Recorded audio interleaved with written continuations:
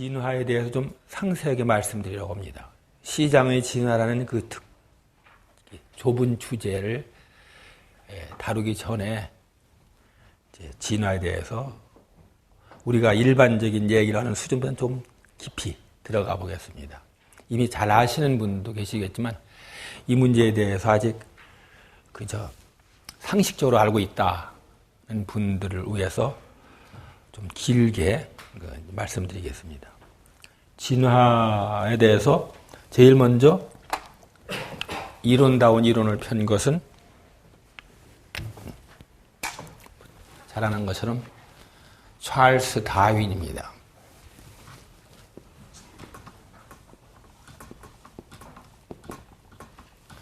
다윈이 1859년에 종의 기원에 대하여를 썼죠. 생물학자들은 다윈이 가장 위대한 과학자였다고 얘기합니다. 생물학적인 편견이 들어가 있죠. 물리학자들은 물론 뉴턴이나 그 전에 갈릴레오 또는 뒤에 여러 물리학자들 얘기할 수 있겠죠. 하지만 다윈이 그 거인이었던 건 지적 거인에 대해서는 분명합니다. 사실 다윈이 얘기를 갖다 해놓고 한 것을 들여다보면은 별로 어려운 게 없어요.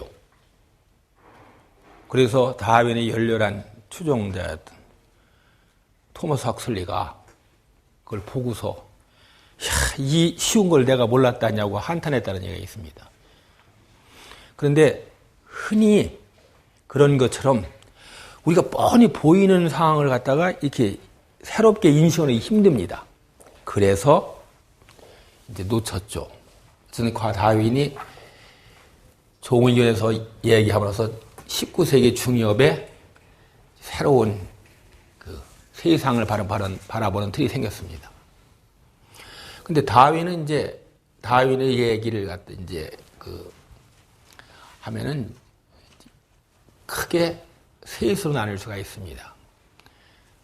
이 세상에는 비슷비슷한 것들이 있다. 하나의 종류인데 비슷비슷한 것이 있다. 그런 얘기입니다. 그걸 갖다가 우리가 변이라고 그럽니다. 그러니까 이제 사람의 눈동자 색깔, 갈색이냐, 검정이냐, 파라냐, 아니면 녹색이냐 등등 있죠. 머리카락은 색깔이 다르죠. 피부 다르죠. 귀 모양, 하여튼 혀 모양도 다릅니다. 혀를 빳빳하게 세울 수 있는 사람도 있습니다. 이러한 그 특질들이 서로가 약간씩 다른 것, 그것을 이제 변이라고 합니다.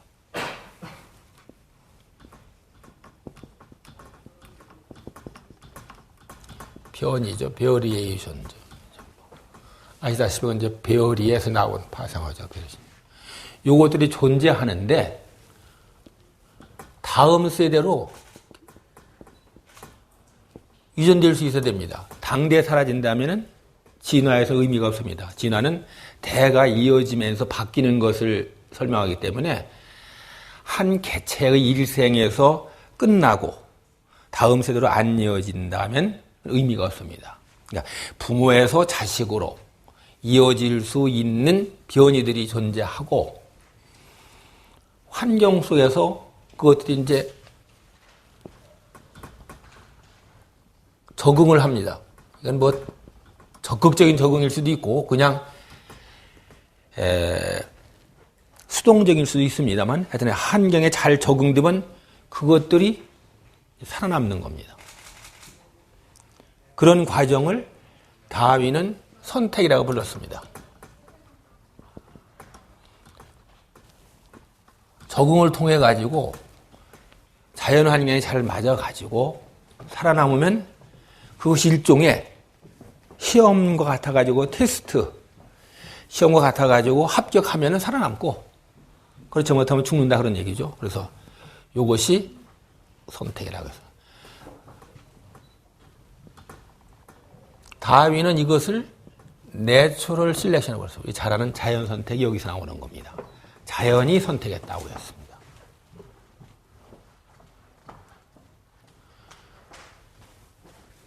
여기서 통과가 되면은 그것들은 널리 퍼집니다. 전파라고 그러죠. 프로포게이션.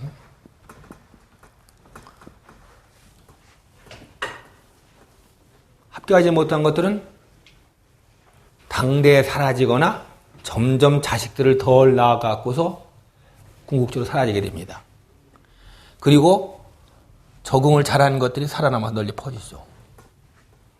이런 과정이 계속 되풀이되면서 지금의 생태계가 진화했다 그런 얘기입니다.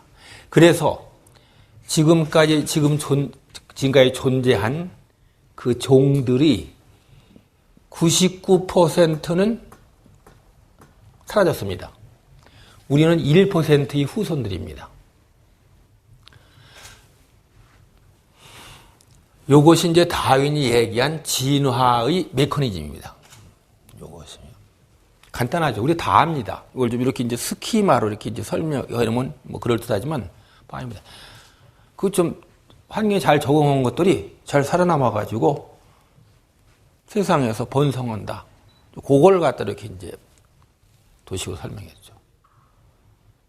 그런데 이와 같은 진화가 일어나는 과정에서 다윈이 몰랐던 것이 있습니다. 무엇을 통해서 이러한 것들이 다음 세대로, 즉 요거 유전될 수 있는 변이가 다음 부모에서 자식세로 이렇게 이어지는가 하는 거, 그 기구, 매체를 몰랐습니다. 그것은 다윈이 살았던 영국에서 한참 떨어진 오스트리아의 한 수도원에서 그 연구하는 수도승에서 밝혀졌습니다. 우리가 잘 아는 멘델이죠. 비슷합니다. 이 사람은 1860년대에 논문을 발표했습니다. 완두콩을 가지고서 요 변이들, 유전적 될 수 있는 변이들이 어떻게 유전되는가 그 법칙을 발견했습니다.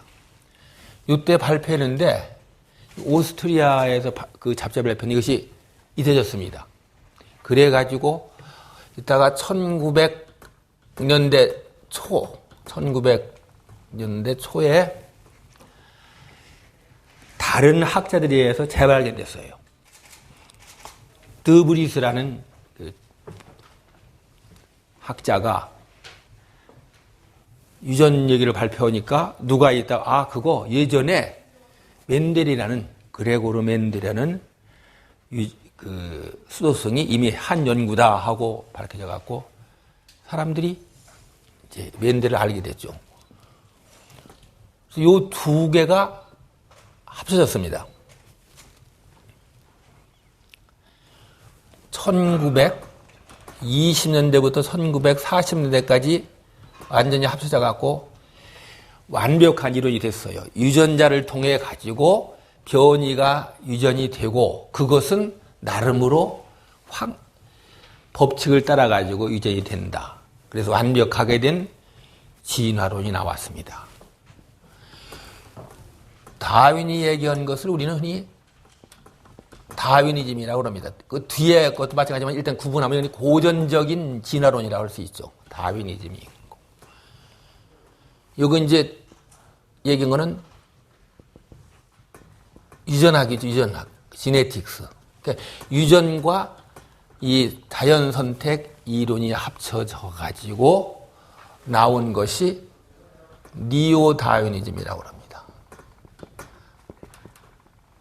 다윈의 이론의 바탕을 두고 유전학을 이론을 접목시켜가지고서 완벽하게 만들었다. 이것이 이제 신다윈주의라고 그러죠.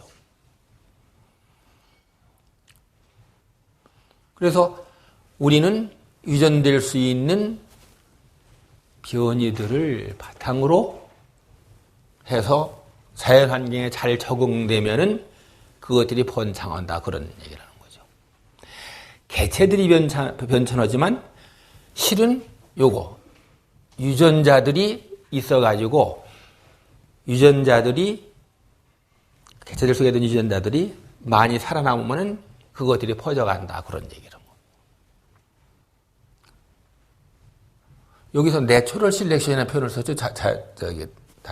왜 이 용어를 쓰냐면은 다윈이 원래 유전에 관해서 이 진화에서 연구할 때 종자를 개량하는 가축이나 그 가축들을 특질을 맞게끔 개나 뭐 말이나 소, 닭 이런 가축들을 좋은 특질들을 지니로 개량하는 그 개량업자들이 도움을 많이 받았습니다. 그 사람들이 하는 걸 보고 그 사람들의 통찰을 많이 이제 얻었습니다. 그래서 다윈은 그것을 인공적 선택을 불렀어요. artificial selection이라고 불렀어요. 그래서 자연 요것과 대비되는 것으로서 자연 선택이라고 했는데 실은 사람도 자연에 포함되기 때문에 일부이기 때문에 요것은 대비되는 것은 아니고 내추럴 셀렉션의 한 부분이라고 할 수 있죠. 이와 관련해서 잘 쓰이는 말이 또 섹슈얼 셀렉션이라는 말이 있습니다. 성적 성선택이라고 그러죠. 자연선택, 인공선택, 성선택. 성선택은 유성 생식을 하는 생물들에서 이성이, 그러니까 남녀 사이에서 남자의 서로 다 배우자를 선택할 때 어떠한 그 편향이 들어가니까 그것에 의해 가지고 선택이 된다 그런 얘기입니다. 우리가 잘 아는 예는 공작 있죠. 공작의 깃, 그 꼬리 같은 것은 아주 화려하죠. 근데 그거는 사실 쓸모가 없습니다. 오히려 거추장스러워서 적에게 붙잡히면 하죠. 생존에 아무 도움이 안 돼요. 방해가 되는데 그럼에도 불구하고 크고 화려한 꽁지깃을 가진 남성을 공작 여성들이 선택한다 그 얘기입니다.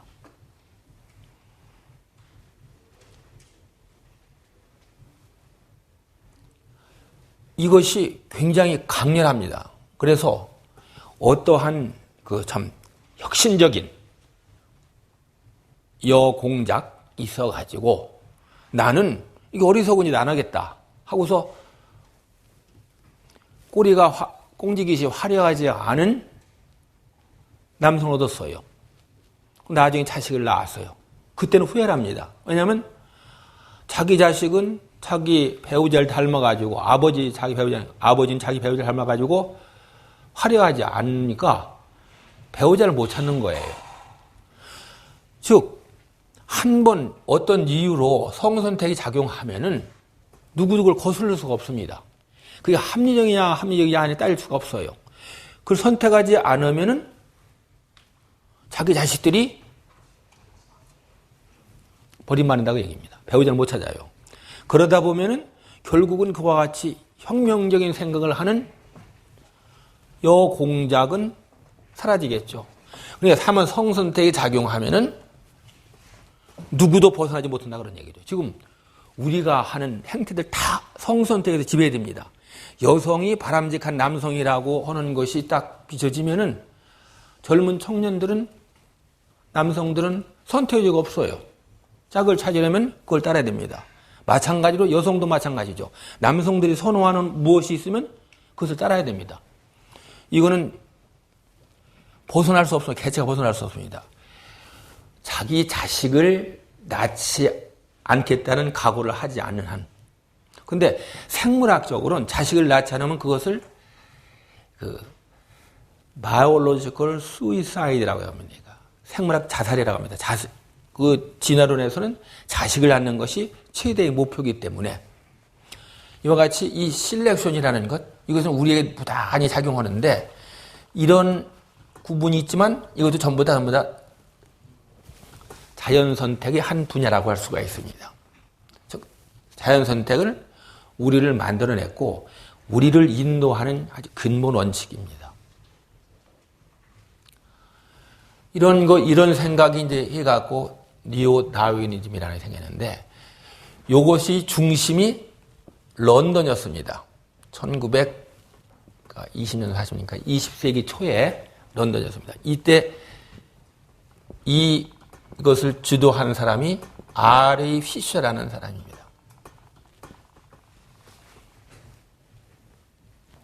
이 사람의 주도 아래 다른 많은 생물학자들이 참여해가지고서 요 두 가지 이론들을 합쳐가지고서 완벽한 진화를 만들어냈습니다. 니오 다윈을 만들어냈습니다. 이 사람은 원래는 통계학자입니다. 그래서 통계학적으로 이런 것이 움직이는 그것을 살펴가지고 수학적 이론을 만들어냈습니다. 어떤 이론이 많이 정립하려면 그것은 연역적 체계를 이루어야 됩니다. 어떤 이론이 확실한 이론으로 정립하려면 연역적 체계를 배웁니다. 즉 전제로부터 시작해가 쭉 이어져 갖고 마지막 결론까지 나와야 됩니다. 그렇지 않으면 그 이론은 쓸모가 없습니다. 이론이 있을 때 그 이론 어디에 다른 변수를 집어넣으면 다른 답이 나올 수 있도록 만드는 장치가 이론이거든요. 법도 마찬가지입니다. 헌법부터 시작해 쭉 거의 마지막까지 다 일관되어 있죠. 그래서 헌법, 한 나라의 법 체계는 연역적인 체계입니다.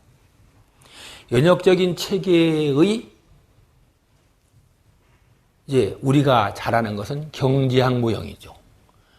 수천 개의 경제학 방정식들로 이루어져 가지고 어떠한 변수를 하나 바꾸면 예컨대 이자율이 2%에서 1.5% 낮아지면은 어떻게 결과가 어떨까? 바꿔갖고 쭉 돌리면 연역적 체계니까 답이 딱 나옵니다. 물론 복잡하지만 이제 컴퓨터를 이용해야 되지만 그 나옵니다. 이게 연역적인 체계가 아니면은 쓸모가 없습니다. 그러려면은 수학이 바탕을 둬야 됩니다. 수학의 바탕을 두지 않으면 연역적 체계는 도움이 되지만 정확한 답은 안 나옵니다. 예측이 불가능하죠.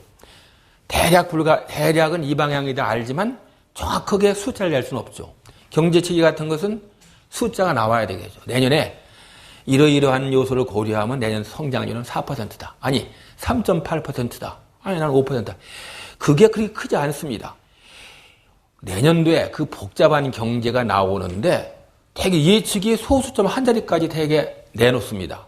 그것은 우리의 모형은 연역적 모형이고 거기에 따르면 이렇다고 자신 있게 내놓는 겁니다. 틀릴 수 있지만 적어도 이론적으로는 확실하죠. 진화론에 대해 가지고 연역적 모형을 만드는데 이분이 기여를 했습니다. 그래서 흔히 이분이 원체 뛰어난 업적을 했기 때문에 다윈 이후에 가장 중요한 생물학자라고 이제 하는 사람이 있습니다. 이때 이 사람하고 같이 이분과 같이 활약하는 사람이 케인즈입니다.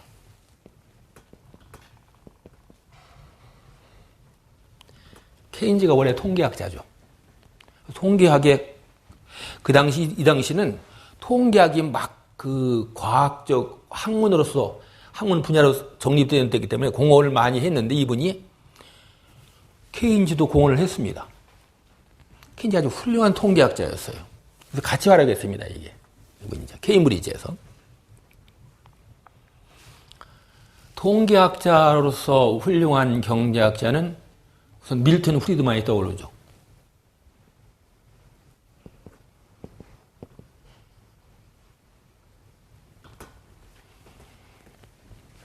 그리고 저와 같은 세대의 스승이신 폴 세뮤얼슨, 그 경제학을 쓰신 분이죠.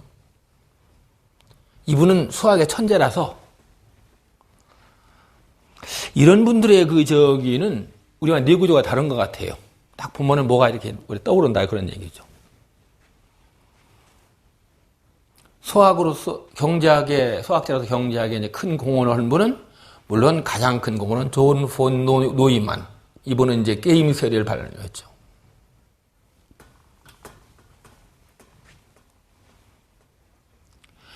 이게 학문이 새로운 걸 나올 때 수학자들이 중요합니다. 우리 경제학에서 가장 그 두드러진 세 분이 그 사상가 경제학자가 통계학자였다는 사실은 음미할 만합니다. 그리고 앞으로는 더욱 통계학이 중요해집니다. 그래서 빅데이터라는 거 딴 거 아닙니다. 바로 이분들이 한 거예요.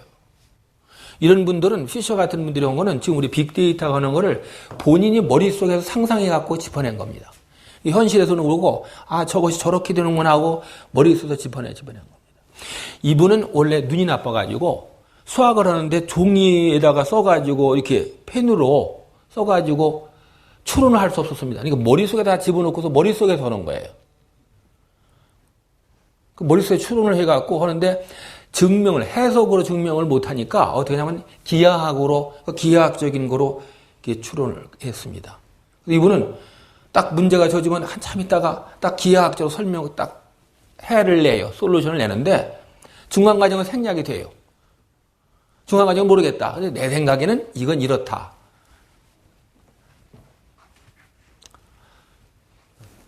그래서 이분이 피셔 같은 분이 빅데이터의 그 선구자입니다.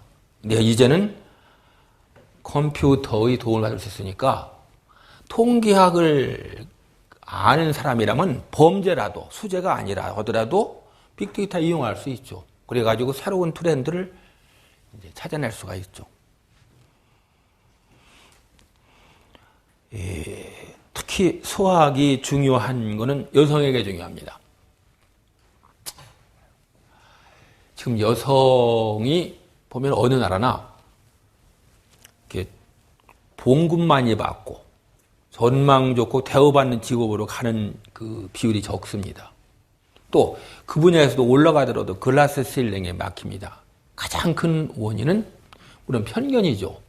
하지만 그 편견이 아주 근거 없는 건 아닙니다. 여성이 수학과 통계학이 약해요. 왜냐면 안 배웠으니까.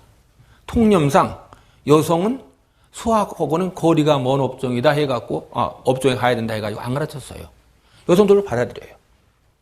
지금 여성이 불리한데 앞으로는 여러분들 둘레에 있는 여성들에게 수학을 많이 공부하라고 이제 가르쳐야 됩니다. 어차피 우리는 수학을 가지고 세상을 판단합니다. 뭘 할 때 비교하려면 수학, 산수를 해야 될 거 아니겠습니까? 그것을 보다 정교하고 조직적으로 할 수 있는 능력이라면 당연히 중요하겠죠. 그렇기 때문에 우리가 둘레에 있는 여성들에게 적극적으로 수학을 하라고 얘기하면 됩니다. 저는 불행하게도 그런 얘기를 해주는 사람이 없어가지고 상고를 더 나왔기 때문에 수학에 공부할 기회가 적었어요. 근데 혼자 열심히 해가지고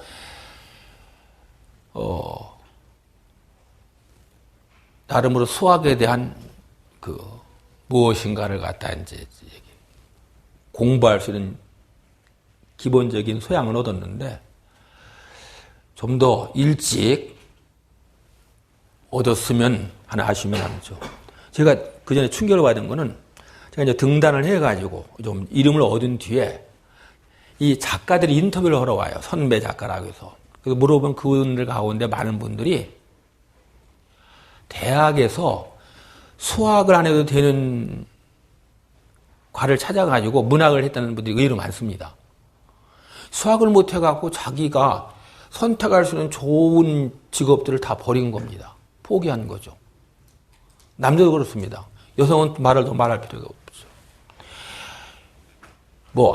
문학이 되는 거예요. 불문학, 영문학, 국문학 다 좋은 직장 가는 데 도움되는 건 아닙니다. 요새 인문학이 열풍 분다고 하지만 실제 인문학에 갖고 employable, 그러니까 고용될 수 있는 직업을 찾기가 어렵습니다.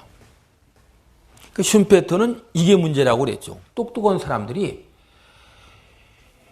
좋은 직장을 구할 수 있는 그러한 학문을 마다하고 구할 수 없는 역사다, 지리다, 철학이다 이것들을 주로 공부하니까 이 사람들이 나와가지고 사회를 비판한다 그런 얘기예요.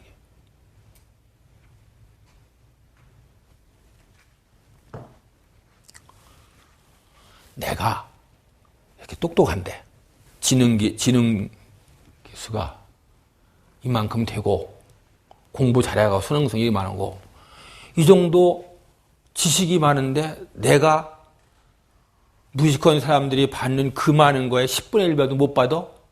참을 수 없는 세상이다. 불의로운 세상이다 얘기를 하죠. 그 전에 노무현 대통령께서 그런 말씀하신 적이 있답니다. 그 전에 송기인, 그 자기의 멘토인 송기인 분을 찾아가셔가지고 나같이 똑똑한 사람이 이런 대접을 받는 세상이 어떻게 정의로울 수가 있겠습니까? 하고 항의를 하셨다고 그래요. 슈은페트가 바로 그 점을 지적했습니다. 지금 자본주의는 스스로 안에서 자기를 파괴하는 세력을 기르고 있다. 이게 예전에는 농사밖에 못 졌을 사람들이 이제는 학문을 배워가지고 고용될 수 있는 것들 마다하고 문학, 철학, 역사, 문사철을 공부한다고 그래요. 그래갖고 불만만 늘어난다.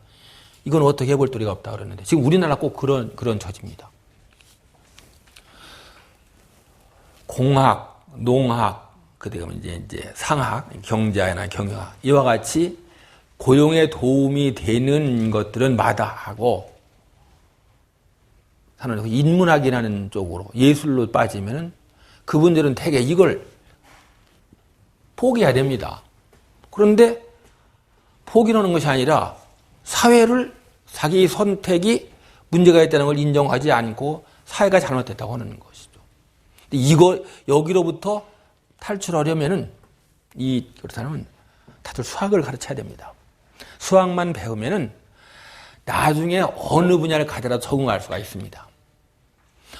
경제학만 하더라도 지금보다 한 30년 전에 그 젊은 경제학자들한테 물었습니다. 지금은 원로가 됐죠. 뭐 로렌스 썸머스, 베로 이런 사람들입니다. 크루먼 이런 사람들한테 물었어요. 경제에서 제일 중요한 게 뭐냐? 모두 다 얘기했어요. 수학이라고 얘기했습니다. 수학 실력. 그러니까 경제학 코너에 가면 밑에 늘 캘큘러스가 있지 않습니까? 근데 지금은 경제학을 하는 학생들이 수학을 모른대요. 요새는 경영학도 수리 경영학이 있어가지고 수학을 모르면 경영학 제대로 배울 수가 없습니다. 그만큼 발전했어요. 그래서 수학을 열심히 해야 됩니다. 특히 자녀들 중에서 귀여운 따님들에게 옆에 있는 계집 아이들에게 다 얘기를 해줘야 됩니다. 북돋아 줘야 돼요. 피셔라는 분은 원래 통계학 시작했는데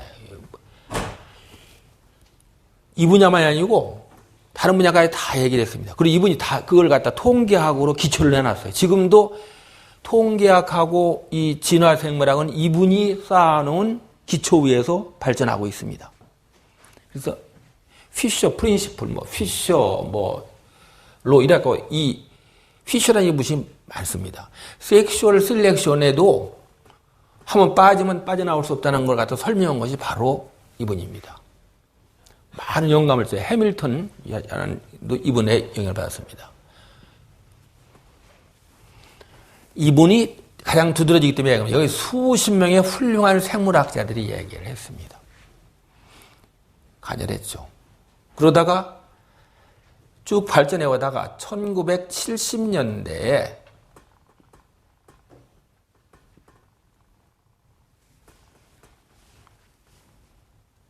이것이 이때까지 이제 유전자 관점이라는 것이 등장했습니다. 세상을 유전자의 눈에서 바라봐야 보인다 하는 거죠. 여기서 진일 본 겁니다. 이거는 유전이 되는 것만 얘기했는데 여기서 유전자가 이제 어떻게 세상을 바라보는가 하는 것이죠. 생각해보면 이건 좀 늦은 성찰이었습니다. 왜냐하면 우리는 다 다릅니다. 우리가 아버님, 어머님으로부터 반식 유전자를 받죠. 그러니까 우리는 아버님도 아니고 어머님도 아니고 중간에 있는 독특한 존재입니다. 두 사이한테는 형제들도 다 다릅니다. 우리는 유한해요. 하지만 유전자는 영속적이죠. 따라서 진화를 하려면은 이렇게 이어져야 될 거 아닙니까? 처음에 제가 말씀드린 헤리터블, 즉 상속될 수 있어야 되거든요. 우리는 상속이 안 돼요. 우리 개인은 상속되는 건 우리 유전자죠. 그러니까 유전자 중심으로 세상을 바라봐야 된다는 것이 요 기간에 움텄습니다. 그래 가지고 이때부터 유전자의 눈으로 세상을 바라본다는 움직임이 일었습니다. 그러고 보니까 세상이 달라져 보이는 거죠. 설명이 돼요. 그런데 부모가 자식을 사랑하는 것이 끔찍하죠. 부모는 어떤 분이 자기와 자식의 행복을 올 때 선뜻 자식의 행복을 해서 자기를 희생시킵니다. 같이 물에 빠지면 자식은 아버지 구하는 경우 드물지만 아버지는 자식을 밀어가지고 뚝으로 올려놓고 휩쓸려 가는 경우는 비일비재합니다. 근데 그거 생각해요. 세상에 자기가 중심인데 왜 내가 살지 않고 내가 낳은 자식에게 정을 더 쏟는가? 설명이 안 됩니다. 오직 유전자의 관점에서만 설명이 됩니다. 내가 낳은 유전자가 가진 유전자가 자식에 물려졌고 이제 나는 생식이 거기다 끝나가고 자식들은 앞으로 생식 활동을 통해 유전자를 더 퍼뜨릴 수 있다. 그러니까 유전자 입장에서 계산을 하면 자식을 살리는 것이 낫습니다. 또 하나, 형제들끼리 어려서는 우애가 깊어요. 저도 맞이라서 다 제가 업어갖고 키웠습니다. 뜨뜻해지면, 누이 동생 업어갖고 거기다가 뜨뜻해지면, 인연 또 오줌 쌌구나.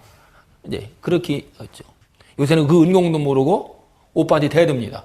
오빠 해준 게 뭐 있냐고. 하지만, 왜 이렇게 됐을까요? 크면서 사이가 벌어진 거예요. 달라진 거 없는데, 유전자 같은데. 어렸을 때, 즉 생식이 불가능한 10대 이전에는 자기와 가장 가까운 유전자를 가진 사람이 자기 어린 동생들입니다. 동생들을 보살피는 것은 자기 유전자를 퍼뜨리는 가장 합리적인 길입니다. 따라서 어릴 때는 우애가 깊습니다. 그런데 자라났어요. 그럼 다 자기 자식들이 있으니까 내가 동생을 도와주면, 내가 형님을 도와주면 조카들을 도와주는 길로 가야 되잖아요. 궁극적으로. 이미 형은 유전 활동이 행식 활동이 끝났으니까 유전적으로 가치가 0이고 조카들 내 자식인데 내 자식들이 가까우니까 내가 돈을 챙겨야지 형님 동생이 챙길 돈 없다 그렇게 되는 겁니다. 그래서 어떤 집안이든지 우애는 날이 갈수록 약해집니다. 특히 걸린 것이 많은 왕족이나 재벌들 간에서는 피비린내 나는 싸움하죠. 오늘도 보니까 재벌에서 또 소송 걸렸다고 하더만요. 어쩔 수 없습니다. 이것을 예전에는 설명할 길이 없어요. 실은 문제조차 제기가 안 됐습니다. 왜 그것이 이상한가? 유전자의 관점에서 바라보기 시작함으로써 비로소 이런 물음이 제기되고 설명이 된 겁니다. 그래서 그런 물음과 답변을 통해 갖고 우리가 바라보는 세상이 보다 더 명쾌하게 설명이 된 겁니다. 그것을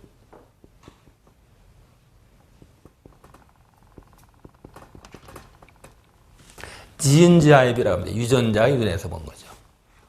버츠아이비에서 따온 거죠.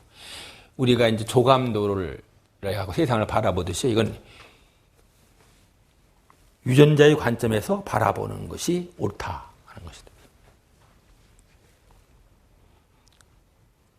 이것이 이제 처음으로 이걸 갖다가 대중들에게 알린 사람이 바로 리처드 도킨스죠.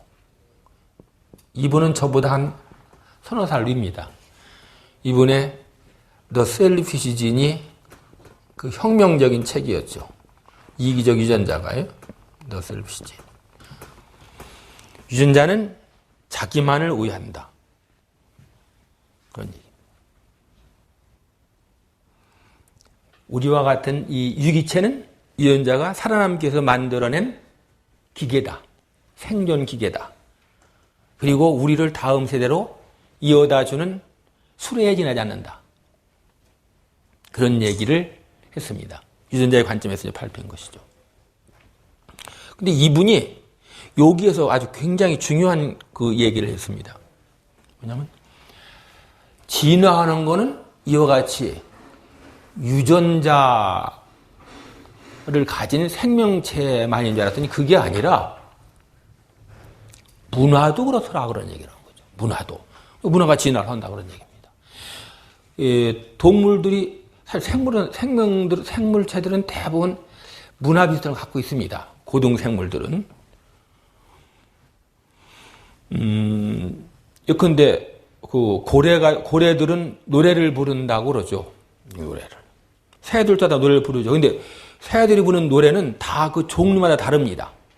새 종마다 나름으로 노래가 있어 그 노래를 독특한 노래를 하면은 반응을 하고, 그러니까 남성이 노래를 부르면 여성이 반응을 하는데 다른 종들은 반응을 안 씁니다. 즉 나름으로 고유한 문화가 있다 그런 얘기입니다. 우유를 갖다 이렇게 문 앞에다 배닫고 있는 건 새들 중에서 일부는 와서 그걸 병을 땁니다. 딸 줄 알아요. 그리고 그 원숭이들 같은 경우에는 고구마를 주면 바닷속에다 던져갖고 바닷속에서 흙을 씻어내고 그 다음에 이 소금물로 약간 발효를 시켜갖고서 숙성시켜서 먹습니다. 즉 그게 과학자들의 관찰을 시작한 뒤에 나왔어요. 그 문화가 상당히 빠르게 진행이 됩니다. 침팬지들은 어릴 때 어른들이 하는 거 보고서 흰개미 집에다 긴 막대 집어넣어 갖고서 거기 달라붙으면 딱 오면은 이렇게 훑어 먹죠. 그거 보고 배우는 겁니다. 문화가 진화한다는 걸 갖다 깨닫게 된 겁니다. 그래서 이분은 여기 이제 유전자가 이제 유전에는 진인데 요거에 대응되는 말로 문화의 단위를 밈이라고 붙였습니다. 이분이 그 명성을 얻게 된 것이 바로 이겁니다. 진밈 이렇게 그 뭐랄까 발음이 비슷하죠. 그래서 요게 정착됐습니다.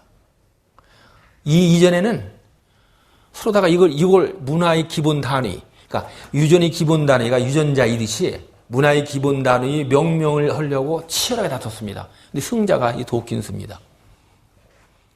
근데 이분이 한 걸음 더 나갔어요. 이분이 여기까지 했다면 뭐 그렇게 우위대한 학자가 아닌데 한 걸음 더 나갔어요.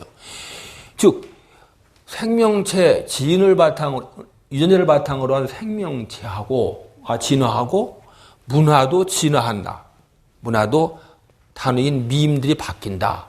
그렇다면은 세상에 이거에 적용되는 거라면 다 진화할 거 아니냐 하는 생각이 이런 겁니다.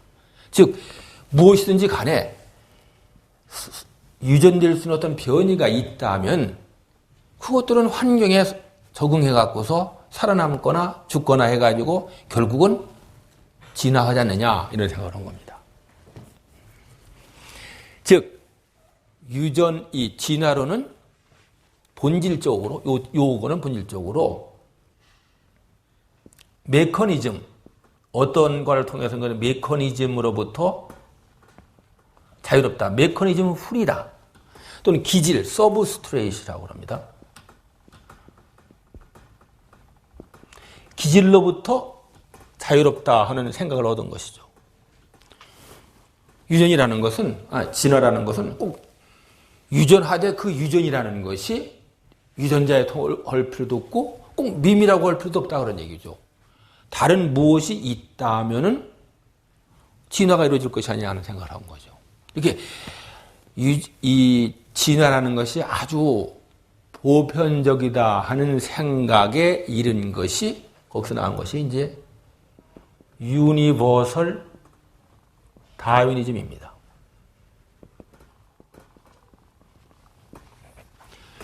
교재 강연 원고에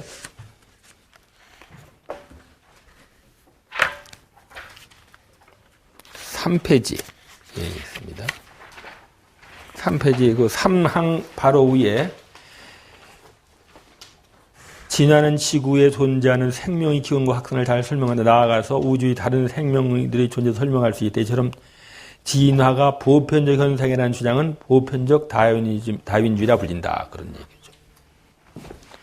이것이 굉장히 중요한 지적인 그 성과였습니다. 그래서 도킨스라는 이름이 이제 드디어 이렇게 중요해졌죠.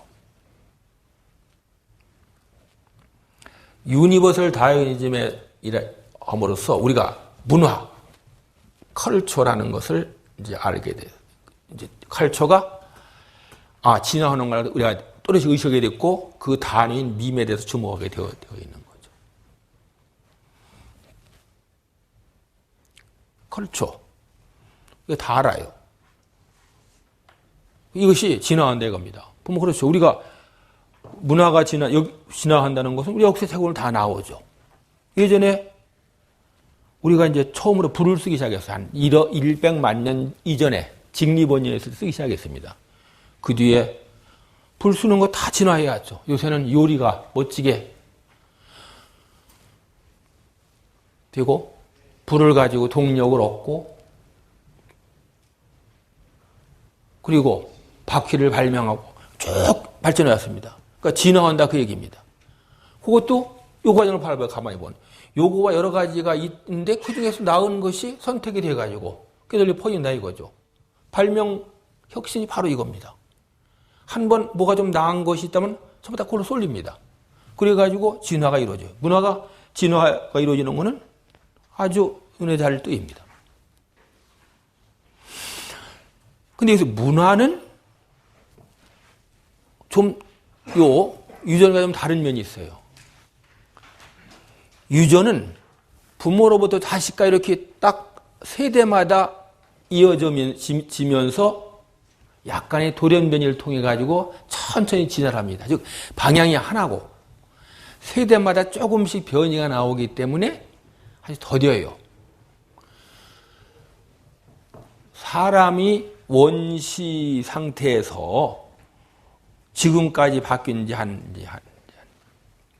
몇십만 년 됐는데 그때 그 우리의 그 선조들의 DNA와 DNA를 이루는 유전자와 우리와 큰 차이 없습니다.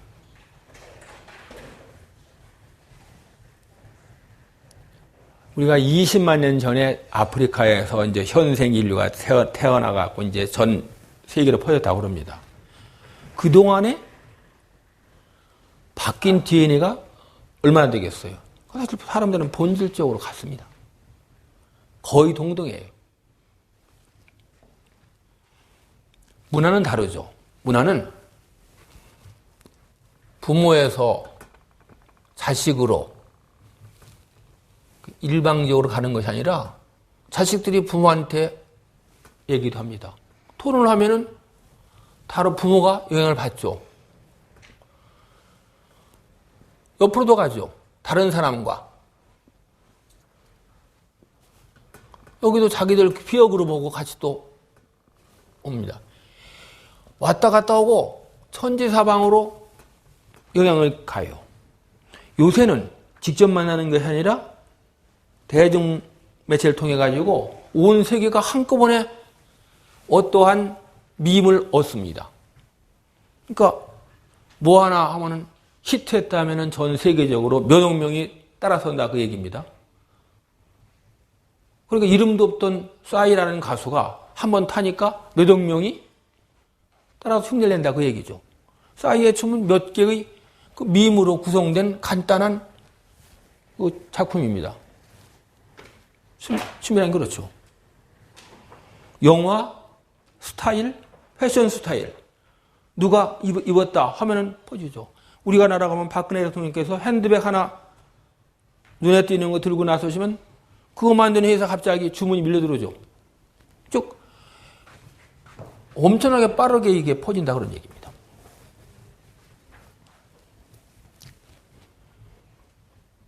비교가 안 돼. 우리 그 부모 저나 형제들이 받은 부모로부터 물려받은 그 유전자들은 아버지 당대, 어머니 당대에서 그 변이가 일어나는 것이 한 10개? 10개가 안 될지도 모릅니다. 그거예요. 그것을 우리가 전부 다 물려받은 것도 아니죠. 반쯤 물려받았겠죠? 그렇다면 우리 됨됨이는 변이가 없는데 유행은 안 그렇죠. 너무 바뀌어요. 제가 어릴 때 국민학교 다니던 딸아이한테 삐삐 채워보냈는데 이제는 스마트폰이 됐잖아요. 그러니까 생활 습관이 달라진 거죠. 요새는 그 광화문에서 만나지 하고 나가도 됩니다. 광화문에서 가서 너 어디야? 너 지금 어디 있어? 하고서 하는 거예요. 예전에 안 그랬죠. 전화를 해갖고 일일이 물어갖고서 어디에 몇 시에 딱 기다리라고 그랬죠. 습관이 바뀐 겁니다. 요새는 전화해야 되는데 문자 날리죠. 굉장히 우리가 모든 게 이렇게 바뀌었어요. 엄청나게 진화하는 겁니다. 핸드폰 하나로. 인터넷이라는 것이 생긴 뒤로 이렇게 바뀌었죠. 인터넷은 사실 컴퓨터와 전화가 결합하면서 나온 거죠. 따라서 1950년을 기점 정도로 해가지고 변화가 갑자기 가속화됐어요. 지금 어떻게 갈지를 아무도 예측 못합니다.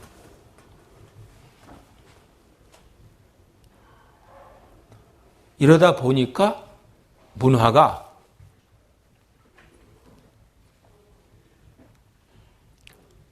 인간의 진화를 주도한다고 나오는 겁니다.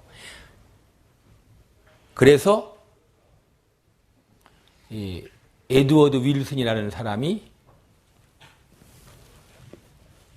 유전자하고 문화가 같이 진화한다 그런 얘기를 한 겁니다. 인간을 변형시키는 것으로 지인 컬처 코 이볼루션 유전자 문화 공진화라고 했습니다. 요새는 밈이 이거 대신이니까 지인밈 이게 얘기가 쉽죠. 지인밈 코 이볼루션이라고 합니다. 유전자하고 문화가 같이 어울려 가지고 사람의 진화를 한다. 여기서 그 유전자 문화는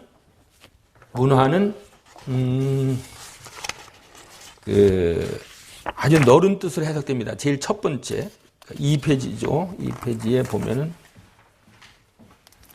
2페이지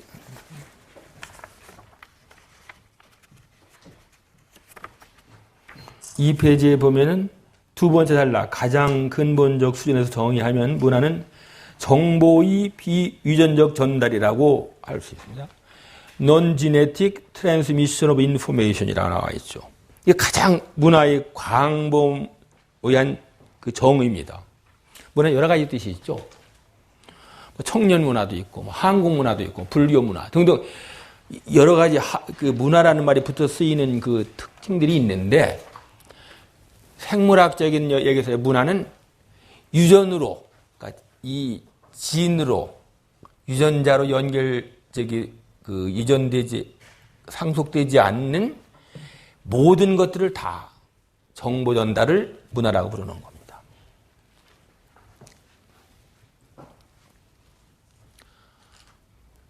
왜 인포메이션 말을 썼을 거냐면 그렇습니다. 여기 이제 논지네틱이죠. 유전적이 아닌 트랜스미션 오브 인포메이션이거든요. 유전적이 아닌, 그러니까 유전자를 통하지 않은 정보의 전달이라 그런 얘기입니다. 문화를 이렇게 일반적인 그 인문학 사전에서 백과사전에 찾아보면은 이렇게 안 나와요. 여러 가지 긴 전후 경위가 나오는데 이게 가장 명쾌한 정의입니다. 가장 광범위하고 유전으로 통하지 않은 모든 것은 문화다 그러면 되는 겁니다. 문화가 뭐냐? 유전 빼놓고는 다 문화다 그렇게 하는 거죠. 왜 그러면 그 문화 가보면 다 정보죠. 스타일, 노래, 연극 다 그 인포메이션 구성체가 그 인포메이션 정보죠. 왜 정보가 중요하냐? 삶 자체가 정보기 때문에 그렇습니다. 우리가 삶을 정의할 때 가장 멋진 정의는 정보 처리예요. 삶이 뭐냐? 인포메이션 프로세싱이라고 할 수가 있습니다. 간단한 얘기로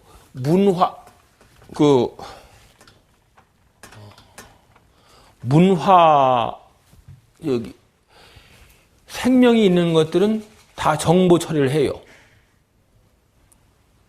생명이 없는 것들은 무생물은 정보 처리를 안 씁니다. 우리가 생명체의 근본은 유전자 속에 들어있죠.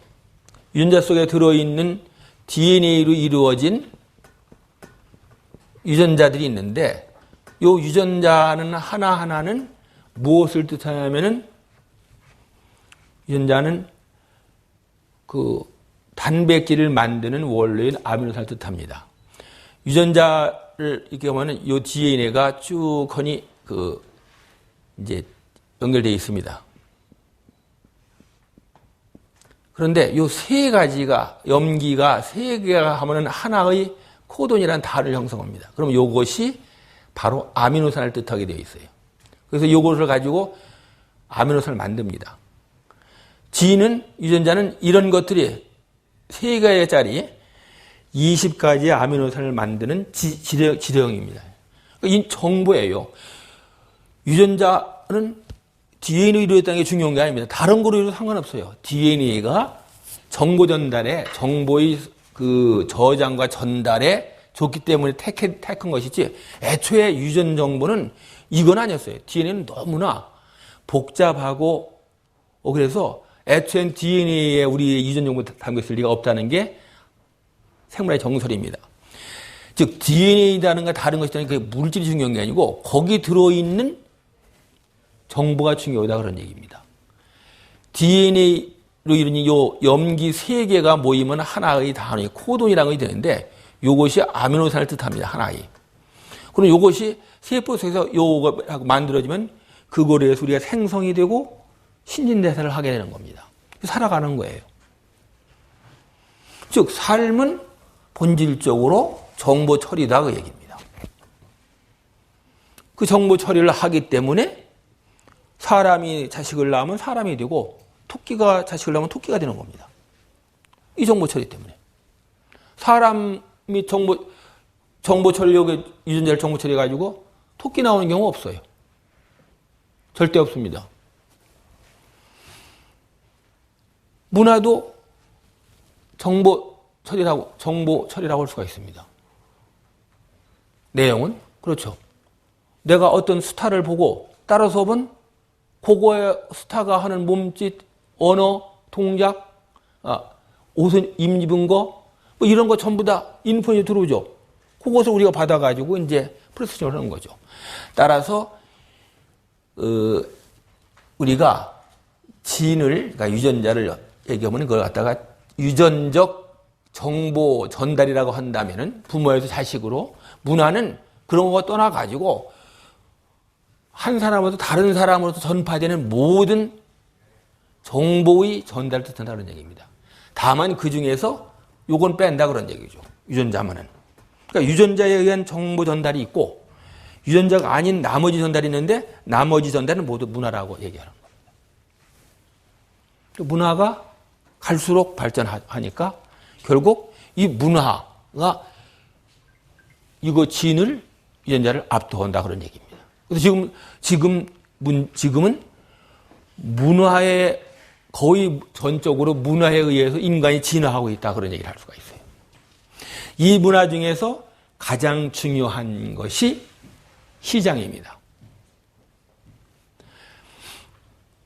간단합니다.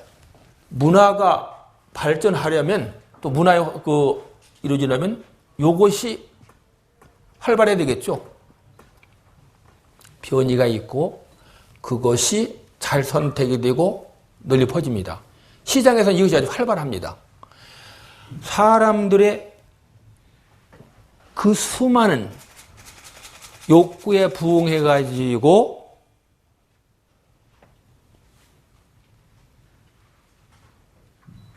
물건들이 만들어져요.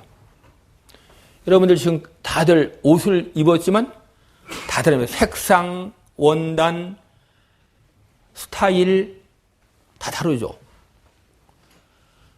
이 안에만 그러니까 수천 개의 조합이 이루어진 겁니다. 그거 누가 생각한 거 아니에요. 시장에서는 끊임없이 그런 것이 모든 품목에 대해서 끊임없이 나온다 그런 얘기입니다. 그게 몇 조, 몇 경인지 모르죠. 수많은 변이들이 나와요.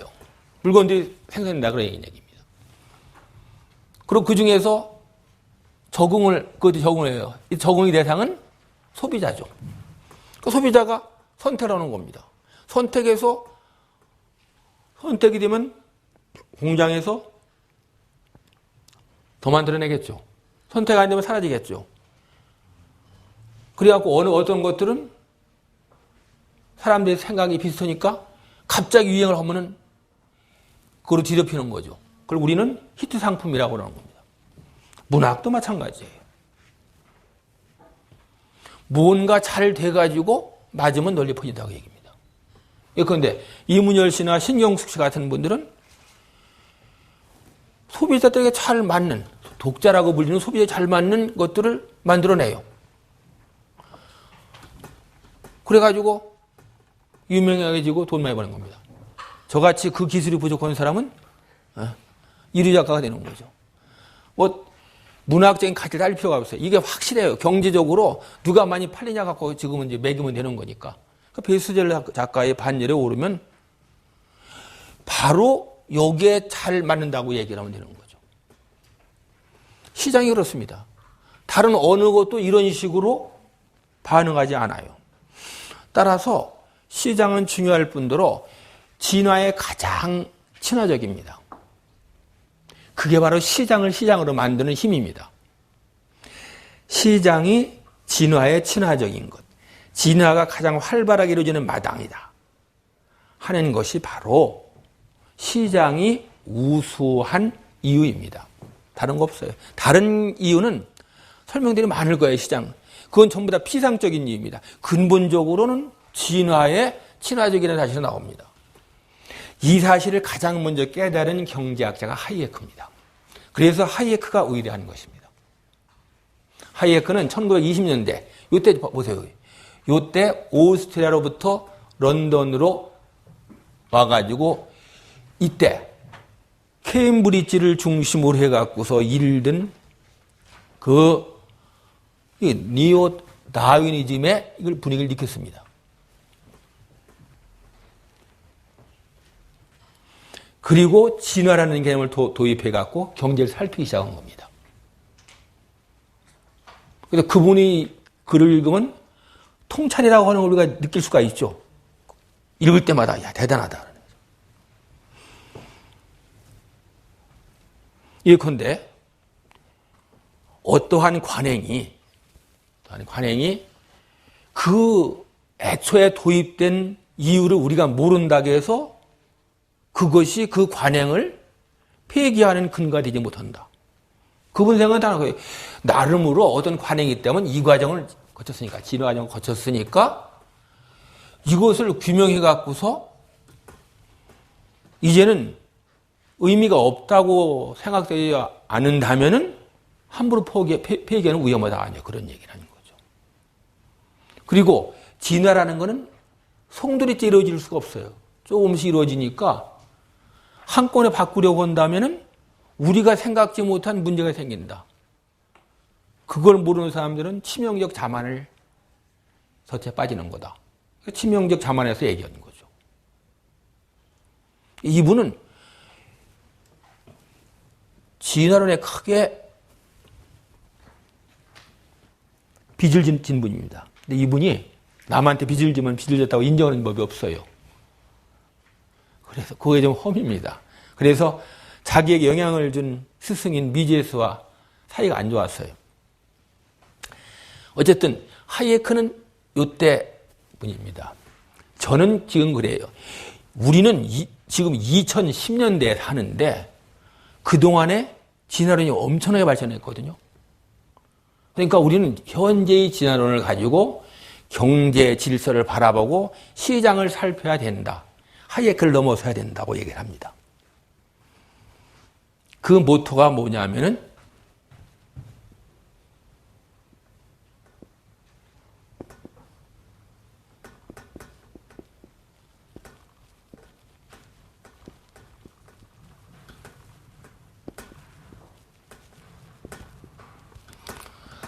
임재선사가 얘기했죠. 봉조 살조. 스승.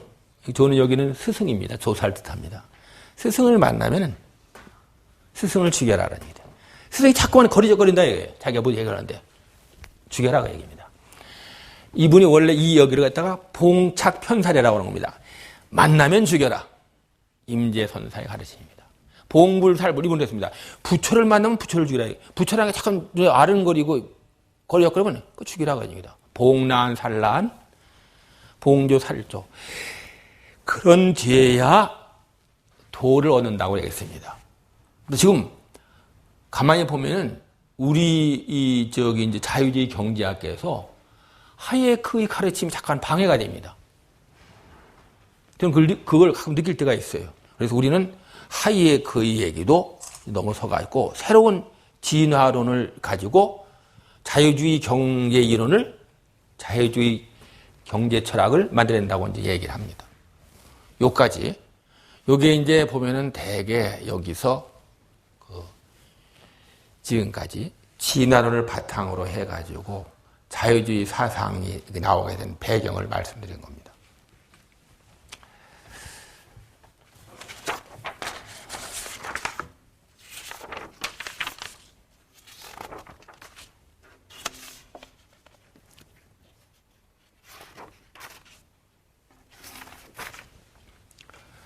시장이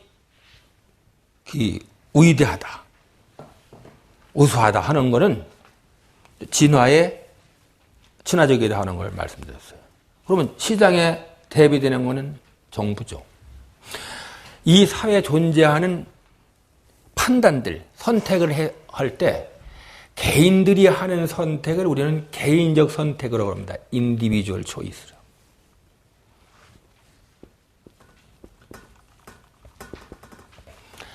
개인들이 모여갖고 집단적으로 사회의 차원에서 하는 것을 사회적 선택이라고 합니다.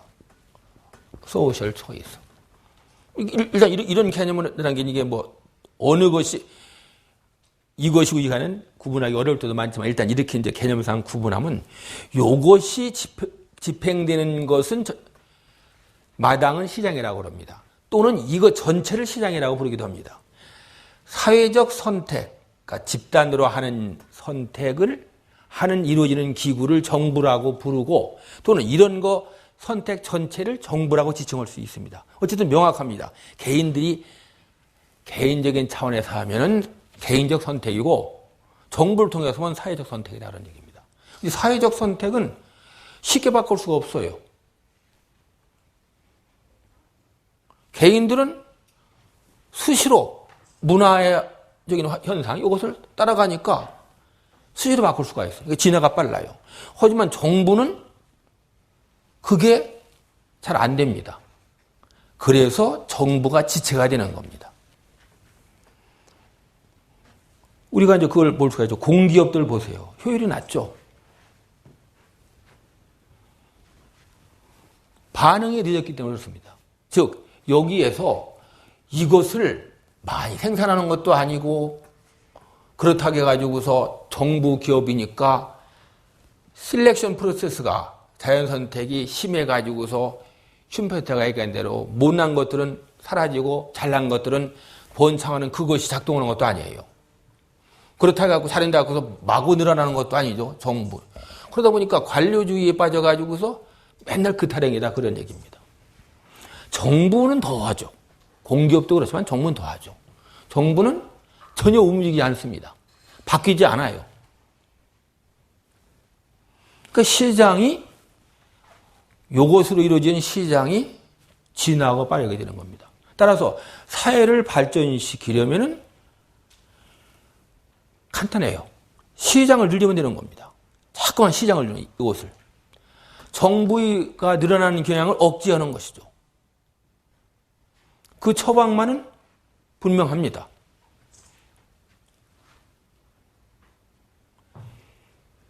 시장을 어떻게 넓히냐 하는 그 방법은 떠나서 일단 모든 문제에서 시장을 넓히고 정부의 몫을 줄이는 게 사회를 낫게 하는 기는 것만은 확실합니다. 진화론이 그걸 가리키는 겁니다. 자유주의, 시장경제를 따르는 사람들이 기대는 언덕이 바로 그겁니다. 진화론이 바로 자유주의의 친화적이고 자유주의를 지지한다 그런 얘기입니다. 자유롭게 나온 그런 것은 자본주의 사회인데 시장 경제인데 그것을 인위적으로 바꾸려면은 틀림없이 동티가 나고 문제가 생긴다 그런 얘기죠. 사람 절대 안 따라요. 그러니까 거기는 늘 압제가 따르는 겁니다. 사회주의 이론을 창시한 그 사람들, 사회주의 사회를 꿈꾸는 사람들 가운데 민주주의, 자유로운 민주주의를 꿈꾸는 사람은 없습니다. 모두 다 독재 정권을 세워가지고 강제로 자기들이 프로그램을 실현하겠다고 했습니다. 공산주의의 원조라고 할 수 있는 바베프부터 그랬습니다. 우리는 독재 정권을 세워가지고 따라오지 않는 놈들은 다 밟아버리겠다고 했습니다. 실제로 공산주의 정권이 그렇게 됐죠. 그러니까 시장이 자유도 보장하고 풍요롭게 만든다는 것은 바로 진화의 과정을 통해 가지고서 발전하기 때문에 그렇습니다.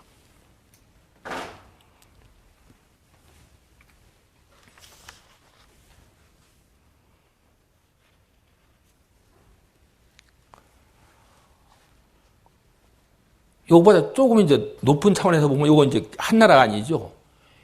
시장을 중심으로 한 시장 경제가 있고, 그 반대쪽에는 국가의 명령을 통해서는 커맨드 이코노미, 명령 경제가 있습니다. 예전에 이제 공산주의 사회들, 아직 북한이 이걸 영유하고 있죠. 커맨드 이코노미의 가장 큰 문제는 뭐냐면 이게 작동을 안 한다는 겁니다. 진화의 과정이. 왜냐하면 중앙당국에서 한번 계획을 짜요. 가로 세로로 해갖고 연관 산업끼리 해갖고서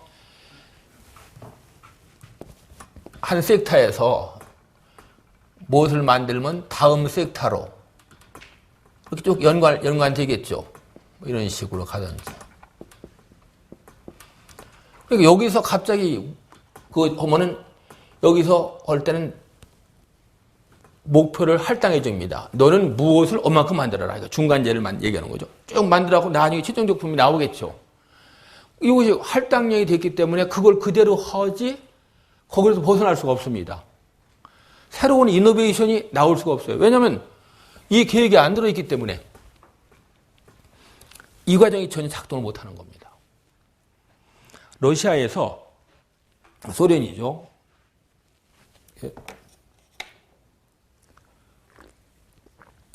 1970년대 이태리 피아트에 자동차 공장을 하나 이제 주문해갖고 만들어갖고 생산하기 시작했습니다.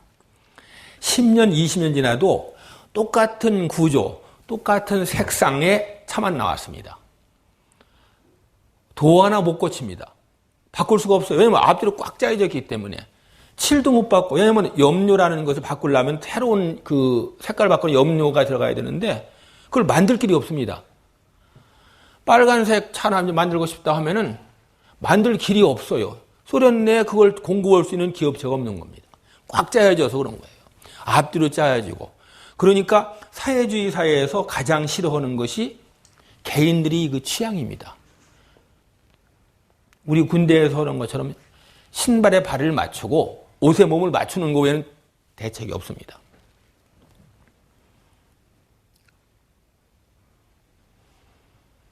진화가 안 되는 겁니다. 혁신을 싫어하죠. 혁신이 나오면 이게 흔들린다 이거죠. 소위 그 보트를 흔드는 일이 되기 때문에 나올 수가 없습니다. 하긴 본능적으로 싫어합니다. 혁신이 나온다면은 독재 정권을 흔들기 때문에 문화적으로도 그걸 막겠죠. 어쨌든 명령 경제가 비효율적이 되어갖고서 무너진 거는 바로 진화에 친화적이지 않다는 사실에서 나옵니다. 공산주의 사회에서 그렇다고 해갖고 R&D라든가 혁명적인 것이 안 나온 거 아닙니다. 나와요. 근데 이건 어디서 나오냐면은 모든 것을 갖다가 부여받은 마음대로 할 수 있는 예산과 권한을 가진 국방용 연구소에서는 가능했습니다. 거기서는 엄청난 개발이 이루어진 거죠. 스푸트니크 쏘아 올린 거죠. 그걸 쏘아 올릴 때는 시장을 의존한 게 아닙니다. 꽉 짜인 게 아니고 네가 알아서라고 탁 돈을 주고 모든 권한을 준 겁니다. 그러니까 그 안에서 뚱땅뚱땅 해갖고 달나라 가는 로켓을 쏘아 올릴 수 있던 거죠. 군사면에서 미국보다 러시아가 앞서는 것이 많습니다. 즉 거기는 이게 작동한 겁니다. 연구소 안에서만은 이게 작동이 가능한 거죠. 자기들끼리 실험하고 실험이 뭔 거면 바로 이거죠. 그러니까 우리가 소비자들 하는 소비 행태를 뭐라고 봐야 되냐 하면은 이것 실험을 갖다가 북돋는 행위라고 볼 수가 있는 겁니다. 공급자들이 갖가지 실험을 하는 겁니다. 이것이 여러 가지로. 지금 우리가 보았을 때 뭐 민박을 많이 하잖아요. 그 국제적으로 해갖고 베드하고 브레이크파스트만 제공하는 그런 거 연결해가지고서 배낭여행 떠나도록 하는 거. 그 아이디어 하나 가지고 산업체가 바뀌는 겁니다. 그죠? 즉 진화가 가능하도록 하는 것. 그게 요체죠. 소련이라고 해가지고서 진화가 아니라는 겁니다. 바로 이것이 가능하도록 한 그런 연구소에서는 나왔다 그런 얘기예요. 다만 문제는 그때는 무엇을 어떻게 써야 할지 모른다는 겁니다. 국방연구소, 소련의 국방연구소에서 할 때는 돈이 문제가 안 되죠. 하지만 그와 같이 특수한 경우 아니고 일반적이라면 문제가 생깁니다. 왜냐하면 시장에서 가격을 결정해야 되기 때문에. 사람들이 여러 가지 용도에 쓰려고 했을 때 그 가치가 나오는 거죠. 기회비용을 통해 가지고. 근데 여기 딱 떨어지면은 실제로 봐가지고 가늠할 길이 없어요. 그러니까 티타늄이 비싼지 강철이 비싼지 알 길이 없다 그 얘기입니다. 그러니까 티타늄으로 유모차가 제일 먼저 만든 것이 그러니까 러시아에서 공산주의가 무너진 뒤에 그 국방과학연구소에서 만든 겁니다. 그 사람들 하는 건 티타늄을 잘 다루는 것밖에 없어요. 티타늄을 유모차를 만든 겁니다. 그러니까 사람들이 비웃었어요. 이놈들 하니. 근데 써보니까 좋거든요. 이런 티타늄 유모차가 많이 팔리죠. 이것을 미제스가 지적한 겁니다. 계획경제를 하면은 꽉 짜이면은 가치, 그러니까 세상이 바뀌니까 한 번 가치가 안 할 때라도 조건이 바뀌니까 가치가 달라지는데 가장 싸고 효율적인 방안이 나올 수가 없다 그런 얘기죠. 시장경제에서 이런 식으로 움직이는 게 아니라 이 중에서 가장 싼 것들만 고를 뿐더러 빠른 가장 중간에 있는 거시장스러운 거 빼버리고 새로운 공법으로 공정으로 물건을 살 수가 있거든요. 그러니까 끊임없이 이루어지는 이 변환이 명령경제에서는 불가능하다 그 얘기입니다. 그렇게 미제스는 그런 얘기까지 했어요. 만일에 이게 먼저 나왔다면은 어느 게 비싼고 싼지 가격을 갖다 모르기 때문에 엉망이 됐을 거다. 이게 뒤늦게 나왔기 때문에 서양의 마켓 이카노미로부터 시장 경제로부터 이는 가격 형성들을 이렇게 아니면 커닝한 셈이죠. 딱 보고 이게 어느구나 대개 알아갖고 자기들에게 대충 가늠을 해갖고 이걸 짰을 거다 그런 얘기라 이거죠. 여러 가지가 있지만 그 중에 저기는 시장에서는 이것 때문에 제품과 공정, 유통 과정에서 될 끊임없이 실험이 된다는 겁니다. 이것을 한마디로 얘기하면 실험이라고 할 수 있습니다. 시민들이 실험하도록 하는 것이 시장의 큰 장점입니다. 그래서 시장 경제가 발전하는 겁니다. 다시 한번 강조하지만 시장 경제가 우수한 까닭은 진화의 과정에 친화적에서 촉진하기 때문이라고 할 수가 있습니다. 사람이 그렇다 보면은 그래서 보면 여기에 얽매이면 사람 자체가 달라집니다. 여기 아까 얘기했죠. 명령 경제에서는 할당을 한다 했죠. 그거는 갖다가 이제 코타 이제 이카노미라고 그러죠. 할당량인데 할당을 할 때 이제 근데 이제 철도에다 보면 이런 식으로 줍니다. 너희 회사는 1년 동안 몇백만 킬로톤을 운송하라 그런 얘기입니다. 킬로미터 톤. 그런데 재도 생기고 공장에 화재도 나고 등등 해갖고서 물자가 도달 안 해요. 그럼 그것을 나를 길이 없죠. 물자가 안 도착하니까. 그럼 철도회사에서는 이 쿼타를 채우지 못하죠. 그래서 이 사람들이 아주 창의적으로 생각을 했습니다. 화차에다가 물을 부어요. 딱 채운 다음에 자기들이 달리게 되어 있는 기간을 가지고 달립니다. 가고. 그러고 딱 좀 이따 다시 와요. 그러면 이렇게 이 짓을 몇 번 하면은 할당량이 채워지는 겁니다. 사회적으로 낭비지만 어쨌든 간에 할당량은 달성한 겁니다. 아마 누가 물으면 그럴 거예요. 보십시오. 우리가 잘못이 아니고 우리는 이렇게 할 수 있었는데 물건이 도착 안 해서 우리 이렇게 했다. 증명한 거라 이거죠. 그냥 하는 것보단 아마 자기들이 살아남는 낫다고 생각해서 그럴지 모르겠습니다만. 하여튼 그렇습니다. 이런 식으로 사람들이 아주 관료주의라고 하기도 못할 정도로 그런 습성이 붙습니다. 거의 노예근성이 되는 거죠. 그리고 요새 대우 얘기가 이제 나오는데, 대우조선에서 그전에 루마니아의 공산주의 정권이 무너졌을 때 조선소를 하나 인수했습니다. 루마니아가 이제 흑해에 면했기 때문에. 근데 거기 제가 이제 신문에 난 얘기를 봤는데, 거기에 근무하는 사람 중에 이제 살수차, 물을 뿌리는 사람이 있는데, 비가 오는데 물을 뿌리더래요. 그래서 왜 뿌리냐 했더니, 제가 부여받은 임무는 하루에 몇 톤의 물을 뿌리는 겁니다. 였다는 얘기죠. 시간당 뿌리라. 그냥 비가 오는 거는 자기는 관계없다는 얘기예요. 그만큼 사람의 머리가 관료주의적이 되는 겁니다. 실제로 아마 그 사람이 안 뿌리고서 했다면 아주 처리가 곤란했을 거예요.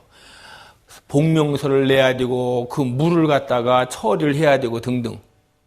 사회가 그렇게 되는 겁니다. 즉 사람 자체가 바뀌는 겁니다. 시장에서 경제에서 사는 사람들하고 명령 경제에서 사는 사람들은 성격이 다릅니다. 그래서 탈북한 분들이 적응에 어려움을 겪는 겁니다. 스스로 찾아 나갈 훈련을 받지 못했거든요. 그러니까 게으르다. 이렇게 하면은 현상만 바라보는 겁니다. 그런 그분들은 우리가 어릴 때 받은 시장 경제에서 당연하게 여기는 교육을 못 받은 거죠. 우리가 교육 중요한 게 어릴 때 받는 그런 게 눈으로 보고 배우는 건데 그분들은 보고 배운 게 없잖아요. 집단 농장에서는 일을 않는 것이 원칙입니다. 그게 살아남는 길이에요. 이 시장 경제와 명령 경제 이 차이를 이 명령 경제가 많이 사졌기 때문에 잘 우리가 있습니다. 이것이 굉장히 크다는 것. 우리가 시장 경제가 하나만 있기 때문에 자꾸만 시장 경제를 욕해요. 그럴 수밖에 없는 게 손재는 것이 악이 보이니까. 예전에 공산주의가 있을 때는 공산주의를 봐라. 저 모양 아니냐 했기 때문에 사실 자유주의와 시장 경제를 갖다가 변호하기가 쉬웠어요. 공격을 해도 공산주의가 있으니까 기본적으로 낫다는 건 전제로 하고 하죠. 요새 피케티라는 사람이 쓴 그걸 보면은 공산주의가 사라졌으니까 맘 놓고 그냥 마르크스주의에 가까운 주장들을 해요. 그럼 사람들은 모르니까 열성적으로 거기에 반응한다 그러거든요.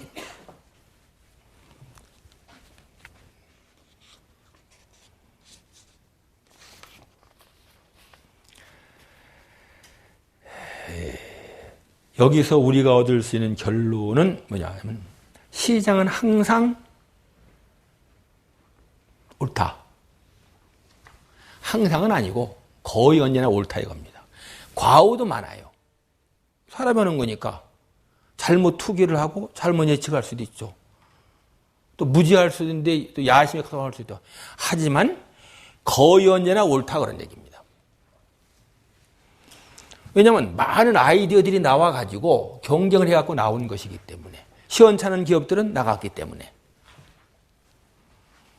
거기서 한 걸음 더 나가면은 뭐냐면 현재 존재하는 시장이 가능한 형태 중에서 형태에 가장 가깝다 그런 얘기가 나옵니다. 논리적이에요. 우리가 시장을 보면 불완전한 면이 많죠.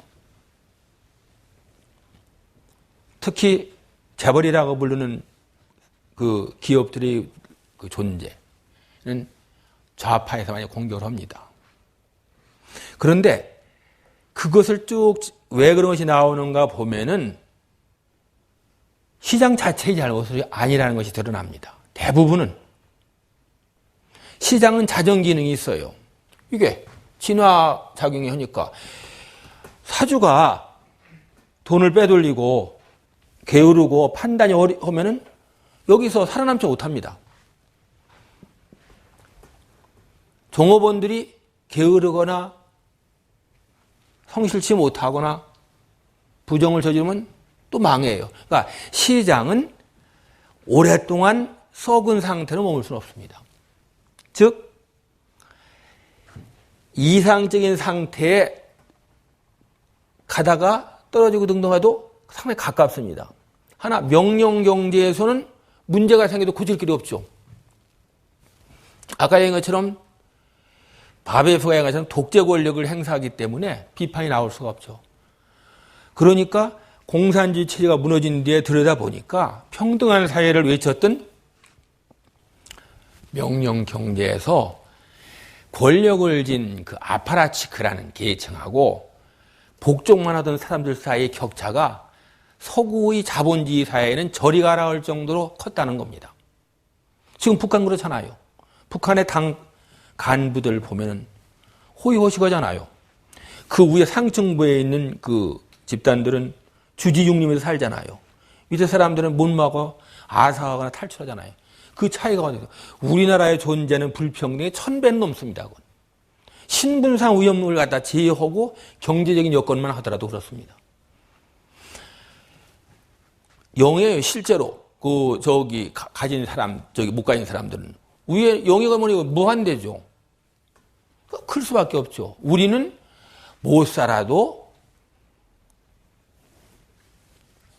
굶어 죽지는 않죠. 대부분의 사람들이 최소한도의 삶을 삽니다. 우리가 불만인 것은 너무나 잘 사는 사람이 많다는 것이지 내가 너무 비참하다는 것은 아닙니다. 그런데 북한은 다르잖아요. 그러니까 시장 경제에서 얘기할 수 있는 것은 가장 이상에 가깝다는 그것. 우리가 진화라는 건 그냥 과정만이 아니고 그 진화가 육화가 됩니다.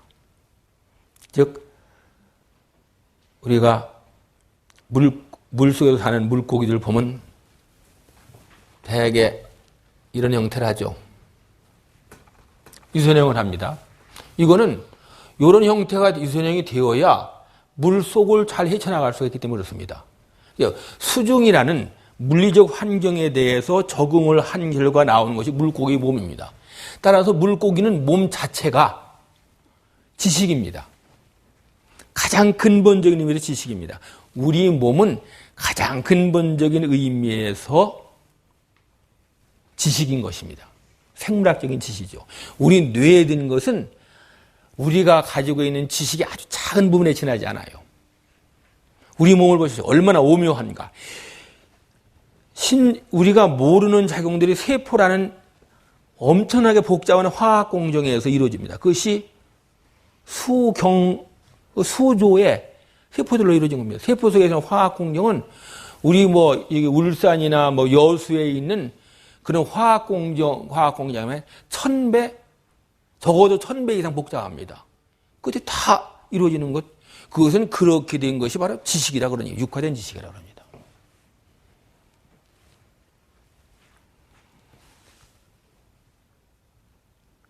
시장도 마찬가지예요. 오랫동안 진화했기 때문에 지금 우리 사회에 우리가 보고 있는 시장은 굉장히 지식을 많이 축적한 겁니다. 우선 제가 국민학교 다닐 때는 농업 생산량이 전 국민 소득의 80%를 넘었습니다. 지금은 단 몇 %죠. 산업이 바뀐 겁니다. 시장이 바뀐 겁니다. 이렇게. 그리고 회사도 그 당시에를 보면은 개인 기업이 대부분이었습니다. 암흑의 상점이었죠.